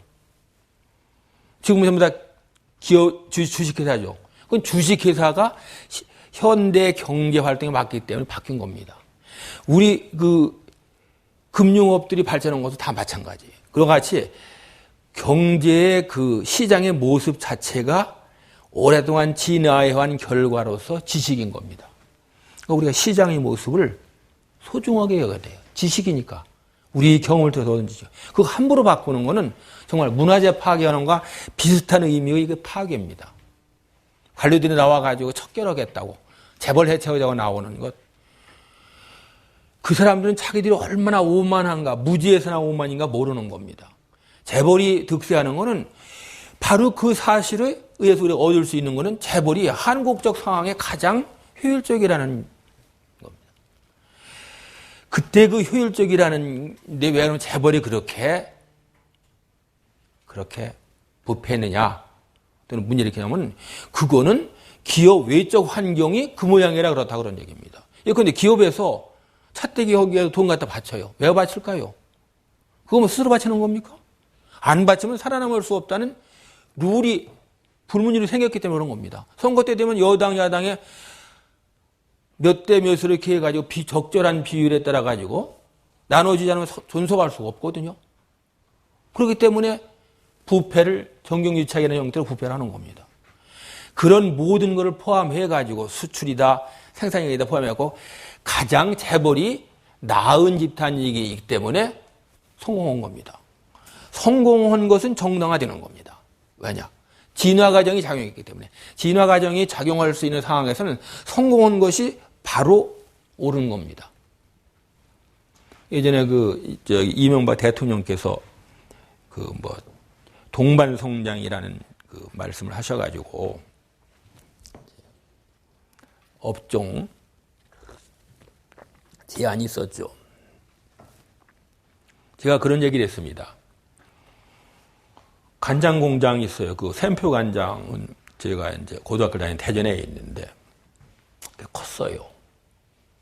그게 얘기하는 겁니다. 간장 제조업이라는 그러한데 대기업이 들어가면 안 되느냐? 그거 아니에요.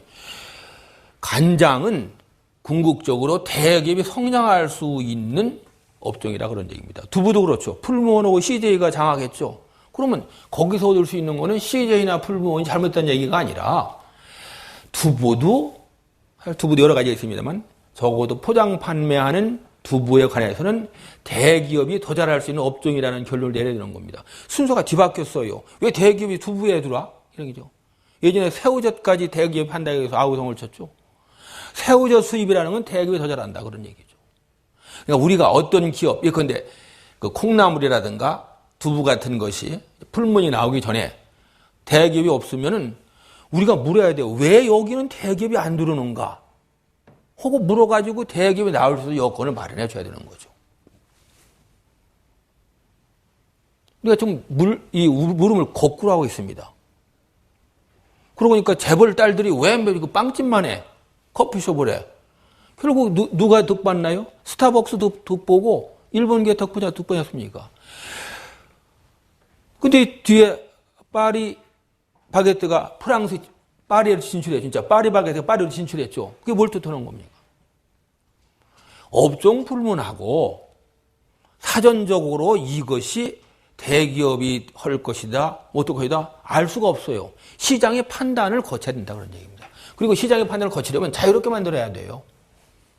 여기는 중소기업 들어오면 안 된다. 중소기업만 해야 된다. 자기가 못 준다. 그럼 무슨 현상 나오나요? 대기업은 우리는 못 들어가죠. 그럼 외국 원칙의 제한을 받지 않는 외국 기업에다 설치고 그 다음에 우리 기업들은 중소기업이라는 거에 맞춰갖고서 적절하게 큽니다. 그러고서 그 중소기업 혜택을 안 받을 넘어지면 쪼개요. 그리고 작은 회사 여러 개를 거느립니다. 그래야 산업 발전하겠어요? 시장은 언제나 옳다. 현재 시장의 모습은 이상적인 가깝다. 시장에는 축적되는 많은 지식이 있는데 그것들은 우리의 경험으로 통해서 얻어진 것이니까 소중하게 해야 된다 그런 얘기입니다. 저보고 재벌을 갖다가 어떻게 그렇게 지치지 않고 변호하냐고 그래요. 그리고 좀 심사가 사나운 사람 저보고 그렇게 새빵 사는 사람이 뭘 열심히 하느냐 비꼬기도 해요. 그런데 이 재벌 문제를 갖다가 그와 같이 사회적인 관점에서 이념적으로 살피면은 그 재벌을 바라보지 못합니다. 무언가 났기 때문에 재벌이 탄생했다 이렇게 보는 것이 순리입니다. 그게 바로 이병철 회장께서 호암 선생께서 박정희 대통령 그리고 그냥 부의장이었죠. 최고의 부의장에게 한 항변이 그겁니다. 우리 다 같이 동일선상에 출발했습니다. 그런데 어떤 사람은 키웠고 어떤 사람은 말아먹었고 어떤 사람은 자기 주머니 채웠습니다. 그런데 우리들 좀 키운 사람들만 붙잡아갖고 되겠습니까? 그 말씀에 박정희 대통령이 선뜻 수긍을 하고 옳습니다. 도와주십시오 해갖고 경제발전의 초석이 놓인 겁니다. 그 장면이 우리를 감동시키는 겁니다. 떳떳하게 얘기할 수 있는 이병철 회장, 그 말씀에 담긴 그 진실을 이내 깨달아가지고 선뜻 손을 내민 박정희 대통령. 그분이 나중에 자기 수하, 아직도 재벌 좀 혼내되겠으면 사람을 말리면서 한 얘기가 있죠. 도라무통이라도 이거 뜯어가지고 뭘 두드려가지고서 만든 사람이 있어야 뭘 할 거 아닌가. 시장엔 지식이 담겼다 그 얘기입니다. 저도 재벌에 하면은 울분이 서 있을 때는 욕을 해요. 지들이 잘나서 언주한다고. 사실 그 얘기도 맞거든요. 왜냐하면 사람이 뭘 아이디어를 탁 내서 벤처 성공하죠. 시장에 없으면 그거 안 되는 겁니다. 다 자기가 해야 되니까. 아이디어만 하나 잘 내면은 모든 것을 할 수 있는 지식이 시장에 있습니다. 그건 개인이 갖고 있는 거 아니에요. 시장 전체가 갖고 있어요. 예컨대 제가 이제 저번에 조이기라는 걸 한번 해보자고 제안을 했어요. 이제 공개적으로 삼성에 대해서 해보라고 이제 권유를 했어요. 삼성은 반응이 뜨악합니다. 네가 뭔데 허라 마라 하냐고. 그런데 그 아이디어를 내서 제 생각에만 돈만 있다면 가능하다 이겁니다. 왜냐하면 그것을 다 만들고 마케팅을 지식들이 다 있는 겁니다. 한 사람이나 10사람은 안 돼요. 저 많은 사람도 안 될지 몰라도 우리나라가 작은 나라지만 시장 전체는 그것을 이룰 수 있는 지식이 존재한다 그 얘기입니다. 시장이 위대한 겁니다. 기업이 위대한 것이 아니에요. 우리나라 재벌들이 잘못 하나 딱 있다면 자기들이 똑똑해가지고서 위대해갖고 됐다고 착각하는 데 있는 겁니다. 큰 돈 벌었으니까 그 정도는 봐야 안 되겠습니까? 시장이 위대한 겁니다.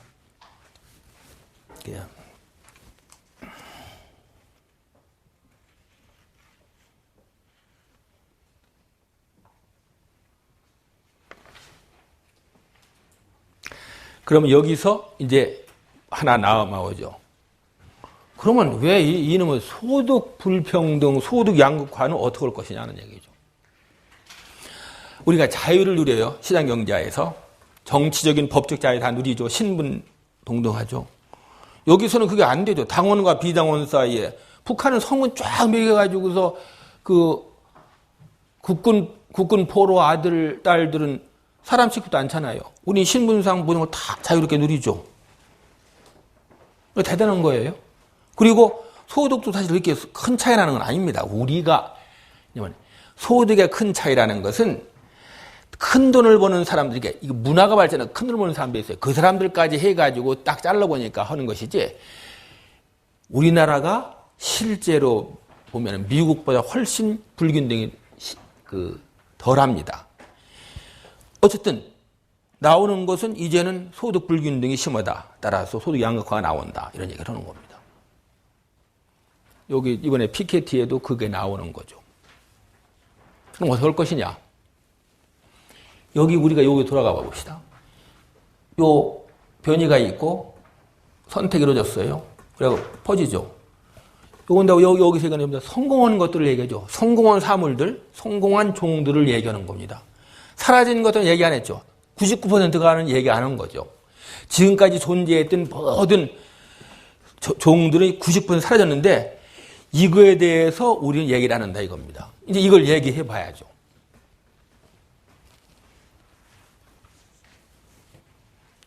자연은 말을 않죠. 사라지는 겁니다. 자연은 매정합니다.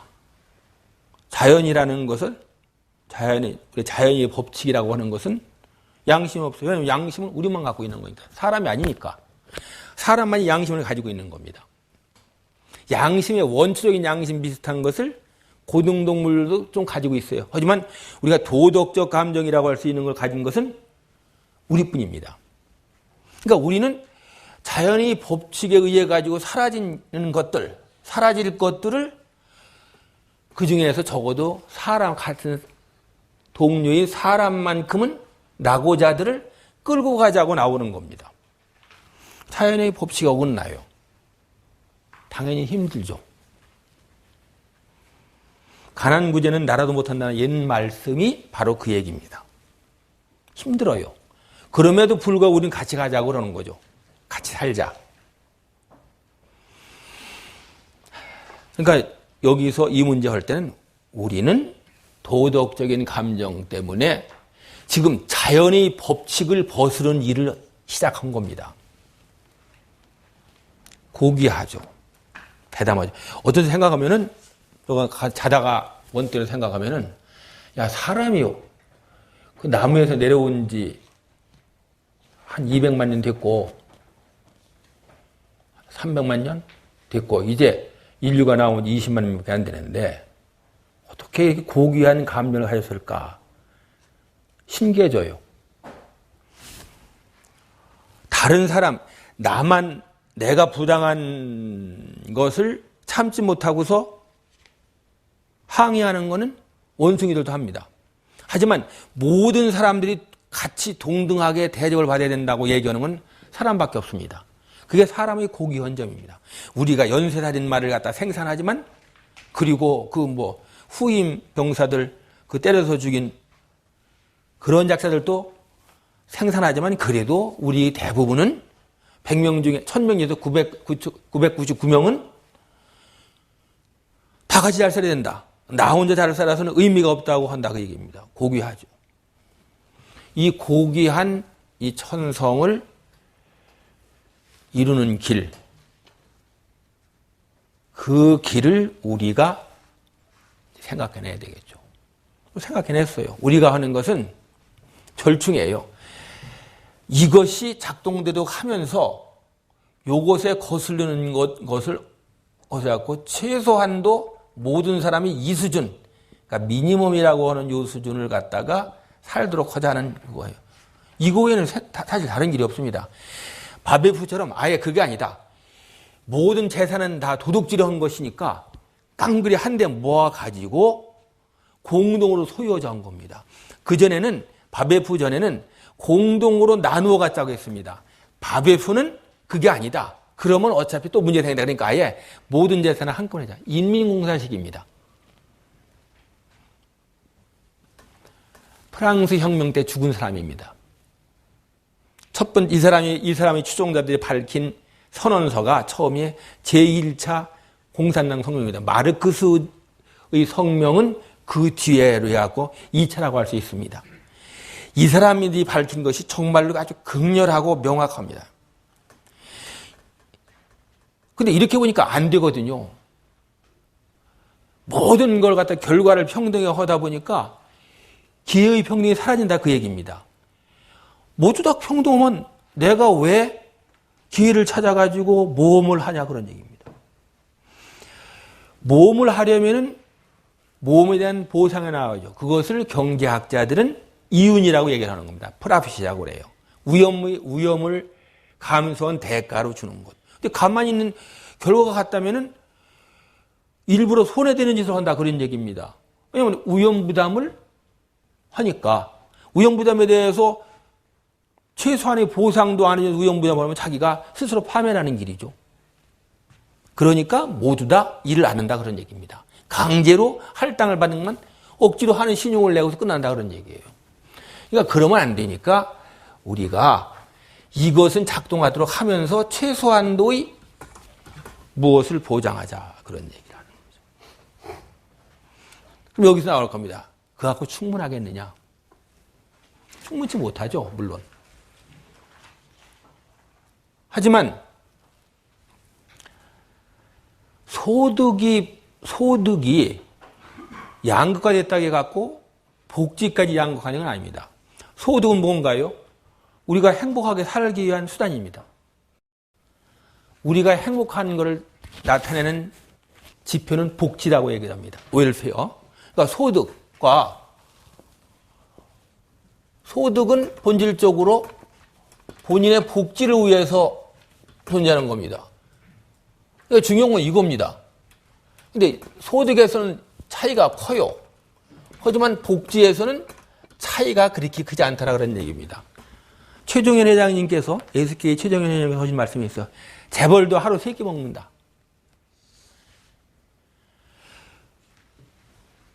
우리가 병을 걸리면은 재벌 총수들은 MD 앤더슨 가죠. 암 걸리면.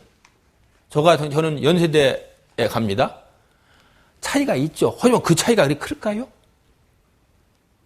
건강문제니까 사실 대부분의 질병들은 거의 비슷한 기술로 비슷한 대접을 받습니다. 물론 몇몇 병원을 소유한 재벌들 빼놓고는 또 대통령 빼놓고 국회의원 빼놓고는 큰 차이 없어요. 예. 오케이. 질의응답 받을 시간이 됐다네요. 그러니까 따라서 우리가 얘기할 수 있는 것은 복지는 줄어든다. 그 차이가 안 한다. 그런 얘기입니다. 실제로 보니까 여기 제가 여의도에 가서 삼계탕을 이제 대접받으러 갔거든요. 정기재 실장이 수고했다고 한잔 사거든요. 근데 그 집이 뭐냐 했더니 구본무 회장께서 자주 들르시는구나. 전화 구본무 회장이나 10,000원짜리 내놓고서 삼계탕 같이 먹는 겁니다. 복지 큰 차이가 없어요. 그럼 이게 문제가 없냐? 그건 아니에요. 소득이 많은 사람들이 좋은 똥똥거리고 상층에 서니까 거기 오르고 싶어지는 거예요. 그건 우리가 부러움을 갖고 있기 때문에 어쩔 수 없습니다. 문제가 있어요. 그러니까 소득이 불평등이 커지면은 문제가 생기지만 그렇다고 해서 문제가 아주 큰 건 아니다 그런 얘기입니다. 복지는 점점 평준화되기 때문에. 그래서 시장경제에 대한 비난은 대개 이런 정도에서 불안전 하나만 막을 수가 있습니다. 이 시장경제를 믿는 사람들은 우리가 이룬 거에 대해서 감탄할 수가 있습니다.